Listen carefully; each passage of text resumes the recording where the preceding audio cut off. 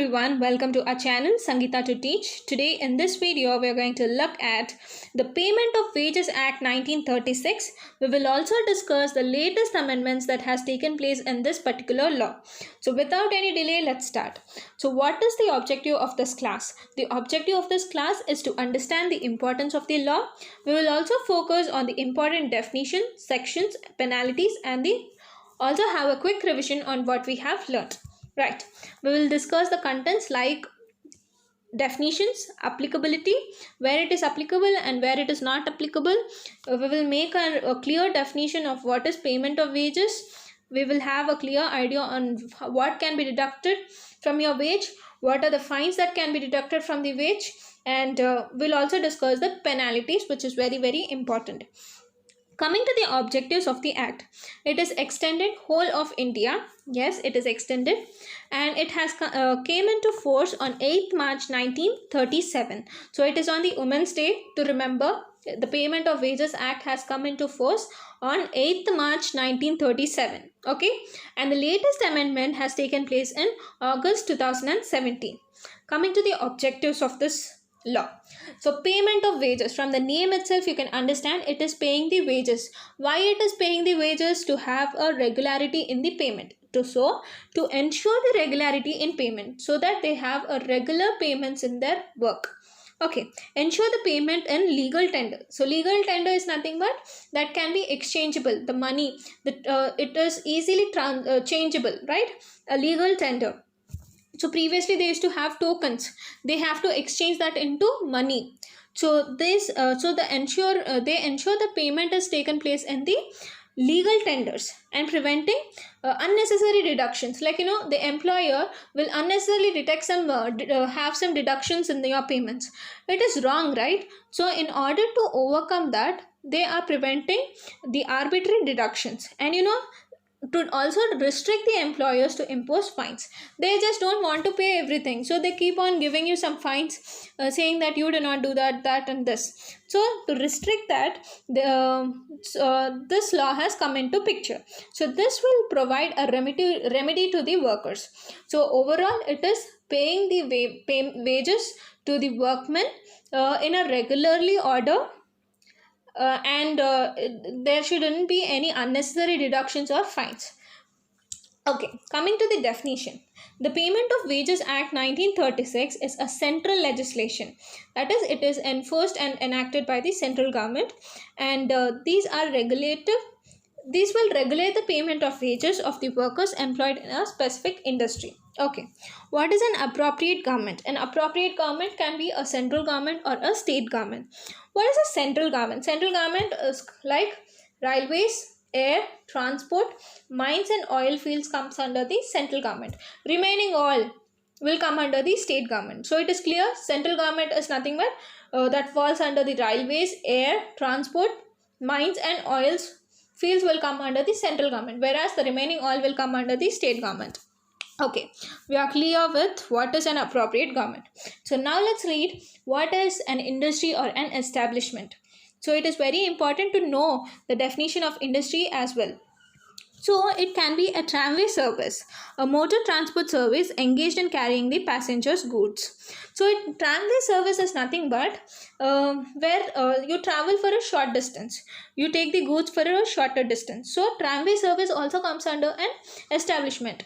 So air transport service other than military, navy and air force will come under an industry or an establishment. So mine, oil field, plantation will also come under an industry or an establishment, and a workshop or any other establishment in which articles are provided, manufactured and adopted. So any workshop that is related to producing, manufacturing and adoption will also come under establishment. An establishment relating to construction, maintenance of building, roads, bridges and cans will also come under an establishment. And irrigation, navigation and supply of water, generation, transmission or distribution of electricity will also come under an industry or an establishment. See, why am I reading all this? I'm reading all this so that you can eliminate from your options. So, for example, if they give which of the following is an industry, and they give you the road construction, you might be thinking there is no establishment or no industry, but it will come under an industry. So this is why the meaning is more important. So we have to concentrate more on the meaning. There is what comes under industry or an establishment. It can be a tramway service, it can be air transport other than military, air force and navy, it can be a plantation, oil field or a mine, it can be any workshop that is related to producing, manufacturing and adapting. And construction also comes as an industry, like or an establishment. Building of bridges, roads, canals also comes under the industry. Irrigation also comes under an industry. You have, see, sometimes you feel irrigation is not an industry, but it is an industry, it is an establishment. Constructing of a roads is also an establishment. So these are also included in the industry and establishment. So when you are clear about the definition of what is an industry and what is an establishment, it will be very easy for you to eliminate the options, right? Moving on to the next. Most important sections in the Payment of Wages Act are Section 2. See, I have put all the sections together so that you can memorize and it would be easy for you to read at a time. So the Section 2. See, any law, the Section 2 has the most important thing.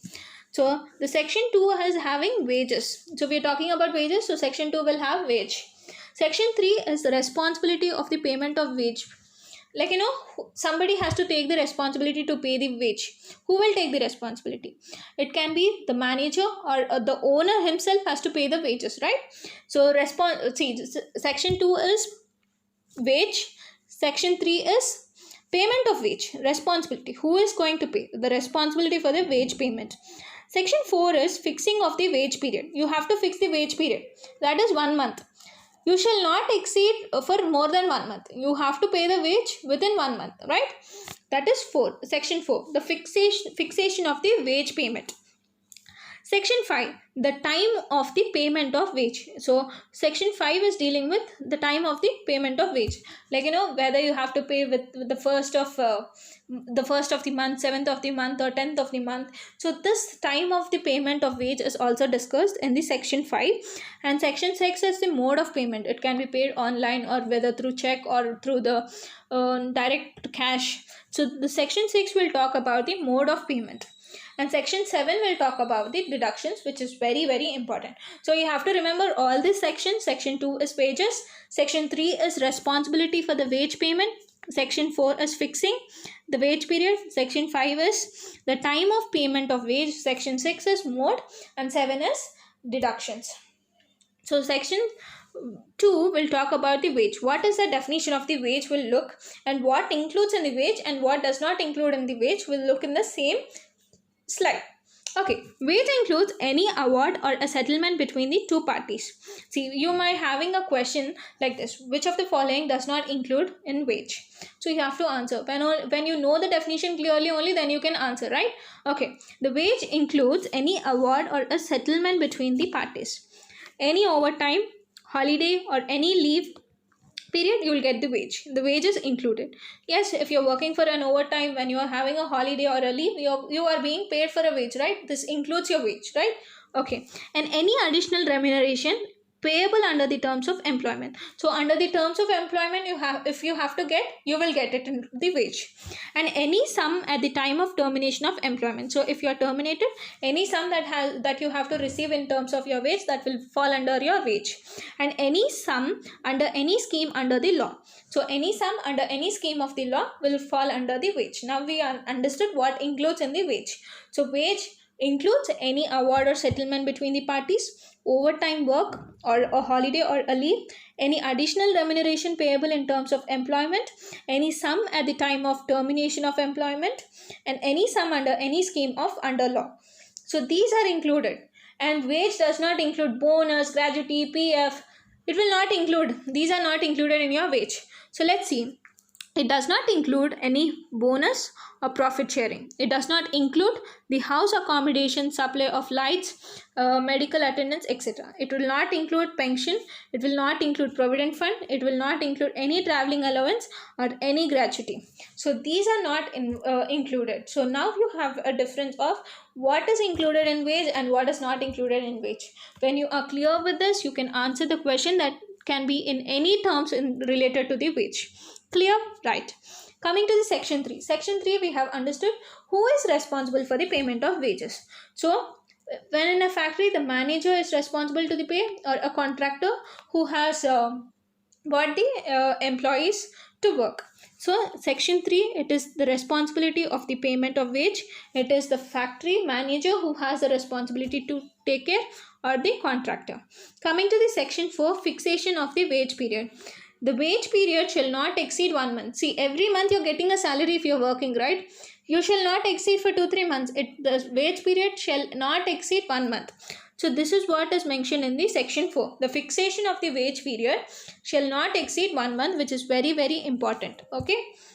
Next, where it is applicable to any factory or an establishment. What is a factory? I said you already, we discussed what comes under factory, what comes under an industry, what comes under an establishment. These are all that we have read in the second slide of it. What is an establishment, right? To any establishment or an factory that we have discussed. And now second thing, see, if it is not included in whatever the list we have read, then the state government may extend the provisions of this act to any class of person employed in any establishment by giving 3 months of notice. So it is the wish of the state government that if it is not in the list of what is an establishment or a factory, then it has the rights to give a notification, a 3 months notice, that we are including this particular factory or an establishment into applicability of payment of wages. So they can give a notice for 3 months. So this is very, very important, 3 months. So if it is not, payment of wage is not applicable for a particular establishment, then the state government has right to give a notice for 3 months, and then it is applicable, right? I hope it is clear. Next, earlier the fact was applicable only to the workers with the wages up to 6,500 per month. So payment of wages also has its limitations, right? So whoever is getting the wage of 6,500 used to get this Payment of Wages Act. But in 2017, there was an amendment, right? They made some changes. So now the amount that has revised is 24,000 per month. So whoever is getting the amount that is 24,000 per month will be applicable for the Payment of Wages Act. So the applicability is to any establishment or a factory. If at all they are not included, the government has the right to have a 3 months notification so that this law is applicable. Then earlier it was 6,500 per month for a person to be eligible for the Payment of Wages Act, but now it is 24,000 per month. That has been changed in 2017. Coming to the payment of wages, I said you section 4, no wage period shall exceed 1 month, which is already discussed, which is very important. That will talk in the section 4, fixation of the wage period. Okay, coming to the section 5, that is time of the payment of wages. When do an employer pay the wage to the employee?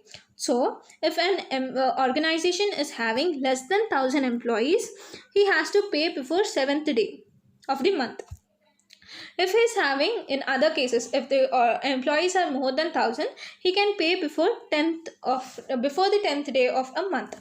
So the wages will be paid before 7th day if there are less than 1,000 employees, and the wages will be paid before 10th day for all other cases. So if the employees are less than 1,000, let us think it is 900, then you are going to pay on the 7th of that month. If the employees are more than 1,000, then you're greater than 1,000, you're going to pay on 10th of that month, right? If you have not understand, I'm going to explain it again. So in your organization, so we have come forward, right? Yeah. So for in your organization, let us think there are 700 members. right? So I paid you on 7th of March, because if it is less than 1000, I have to pay on the before the day of 7th day. So from 1st March to 7th March, any of the day I have to pay. And if you're more than 1000 employees, then I have to pay before 1 to 10th of any of the day. So before 10th of any month, I have to pay you. So this is clear, I guess, right?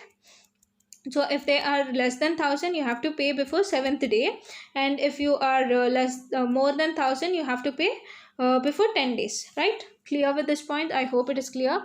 Okay, coming to the section 6, mode of payment. All wages shall be paid in the current coin, currency notes, or both. The employer may pay him by a check or crediting by his own bank account. If a workman is terminated, if he is terminated, he shall pay it before the expiry of 2 working days. It is very, very important. Before the expiry of 2 days, for the termination case, he has to pay. And the mode of payment can be done by through check or by crediting to his bank account. Okay, so what are the deductions that can be made from the wages? So deductions can be fines. If you're absent from the duty, there would be a paid leave, sometimes paid leave, and sometimes the deductions can be happen when you are when you don't have the balance of your leaves. The absence of the work also will have the deductions. If you have damaged or any loss of goods, house accommodation, income tax can be a deductions. Recovery of loans, subscription for the provident fund. If you have subscribed for the provident fund, then there would be a deduction. The payment of corporate societies and the life insurance policies, these can be the deductions. Other than these, there are no other deductions. So the deductions can be fines, absence from the work, damage, house accommodation, income tax, recovery of loans, and subscriptions to the provident fund, payment of corporate societies, and the life insurance policies.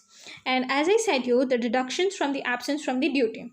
So the amount of deductions cannot be greater than the proportion of the wage period for which he was absent. See, if you are being absent for 3 days, I can't deduct the amount for 10 days. So they must be in proportion, right? Okay.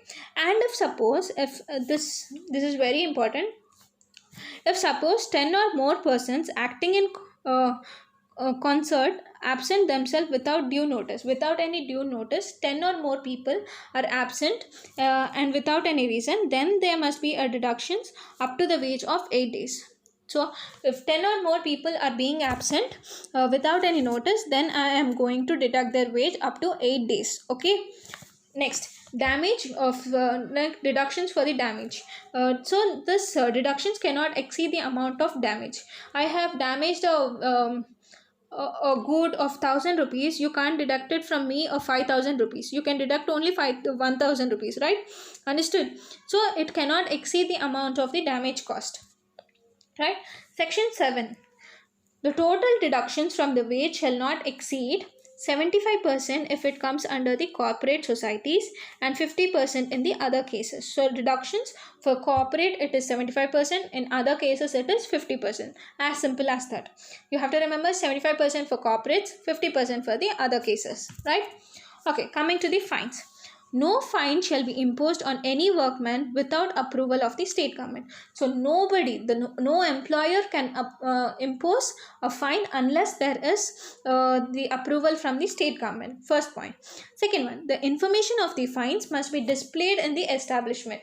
If you are doing this, we are going to put a fine. So this has to be displayed on the notice board. Without displaying on the notice board, you cannot put a fine on any of the employee. No fine shall be imposed until they has given an opportunity for showing a cause. See, unless showing a cause, you cannot impose the fine. Okay, the total amount of fine in a month cannot exceed 3%. Very, very important question. The total amount of the fine in a month cannot exceed 3%. So you cannot cut my fine for more than 3% in a month. So it is 3%. No fine shall be imposed under the age of 15 years. So under 15 years, I'm not going to impose any fine because they are children. According to me, they are children. So under 15 years, it is not 14. Remember, it is 15 years. So under 15 years, I'm not going to impose any fine. and no fine shall be recovered after the expiry of 90 days.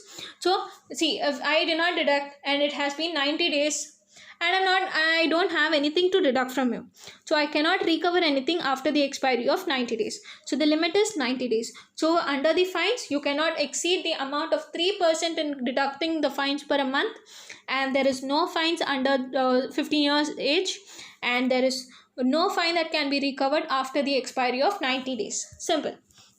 And maintenance of registers and records. Every employer must maintain the records and the registers. Particularly for a person employed, the wages, fines and deductions for a period of 3 years. See, for how many years they might be asking. For a period of at least 3 years, you have to have the date of the last entry. So maintenance of registers and records is very, very important. Right? For at least 3 years, you have to have.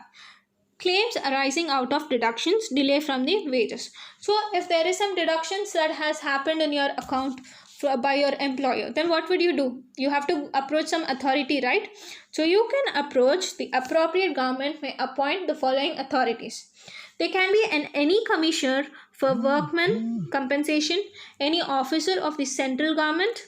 He can be a regional labor commissioner as well, or a assistant labor commission with at least 2 years of experience. The experience also matters. In some other laws there might be another experience, but particularly for the Payment of Wages Act, it is 2 years of experience for an assistant labor commissioner, right?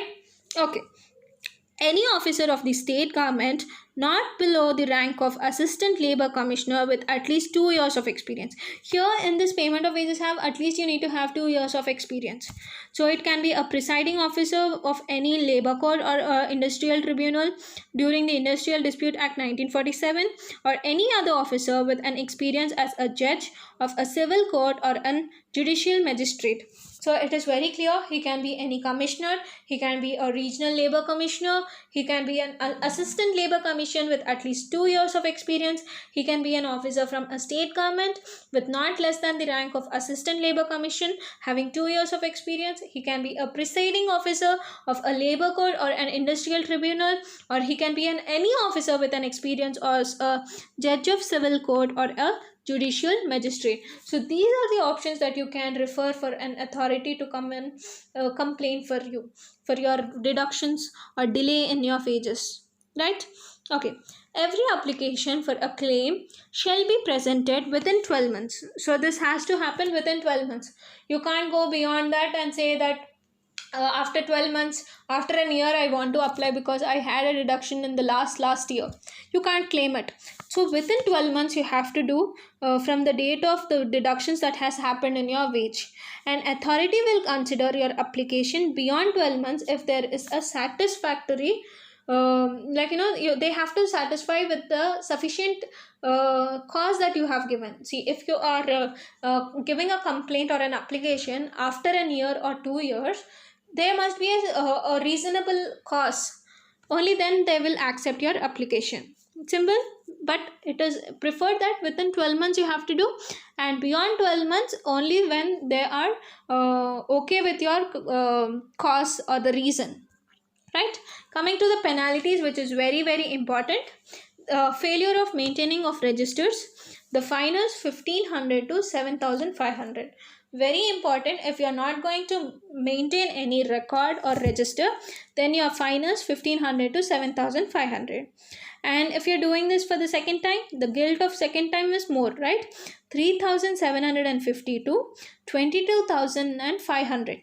So, and you'll have an imprisonment of 1 month to 6 months. So, second time guilt will be more.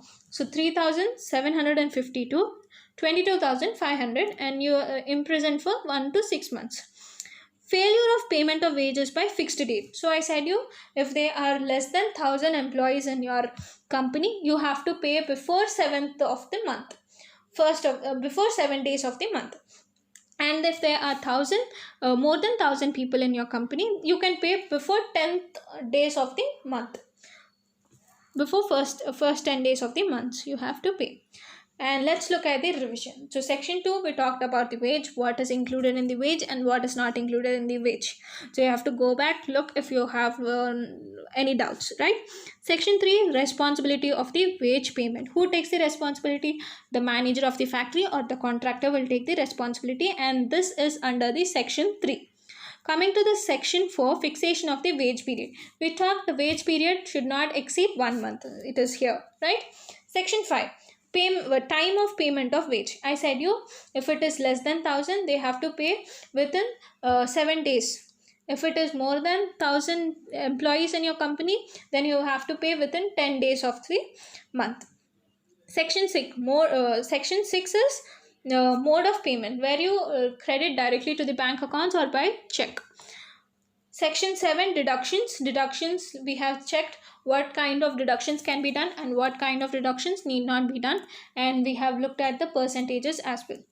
And wage ceiling, and wage ceiling, it is 24,000 per month. So this law is applicable for people who are having the wage ceiling of 24,000 per month, and the wages will be paid before 7th day if there are less than 1000 employees, and wage will be paid before 10th day for all other cases. The total amount of fine that is deducted need not be exceeding 3%, and no fine will be imposed under the age of 15 years, and no fine shall be recovered after the expiry of 90 days. Next, let's have a knowledge quiz.